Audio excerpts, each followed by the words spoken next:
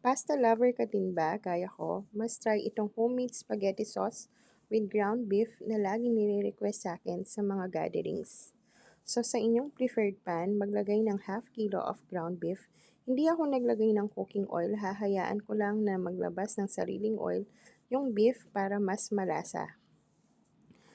Sa inyong food processor, maglagay ng 1 large size of onion, 2 medium size of carrots, isang stalk ng celery, as well as 5 cloves of garlic. So, ito yung way ko para makakain yung mga bata ng mga gulay para hindi siya ganun ka-visible at hindi nila namamalayan na kumakain na pala sila ng gulay. So, once na-chop na yung mga veggies, iset aside at balikan mo yung beef. I-check mo kung nag-brown na at naglabas na ito ng sarili niyang mantika.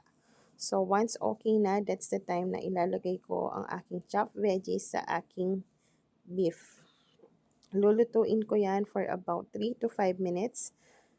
Then, maglalagay ako ng 5 piraso ng hotdogs na chinap, as well as half teaspoon of dried oregano, at saka 1 teaspoon of dried rosemary leaves. Pwede ka rin gumamit ng fresh herbs kung meron ka. So, imimix ko yan. Then, maglalagay naman ako ng 1 tablespoon of tomato paste, as well as 1 kilo of Italian spaghetti sauce.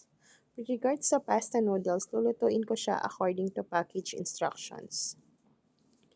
Once nagmamantika na yung aking spaghetti sauce, maglalagay naman ako ng 2 tablespoon of fish sauce, as well as freshly ground black pepper.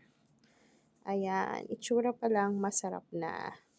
Then, maglalagay din ako ng 1 tablespoon of parmesan cheese. Kung wala kayong available na parmesan, pwede kayong gumamit kahit anong klase ng cheese na meron kayo. As you can see, itsura pa lang is napakasarap na. And if maaamoy nyo lang, sobrang bango niya since gumamit tayo ng mga herbs. So, presenting ang aking the best saucy and meaty spaghetti na alam kong magugustuhan nyo. Thank you for watching. Bye!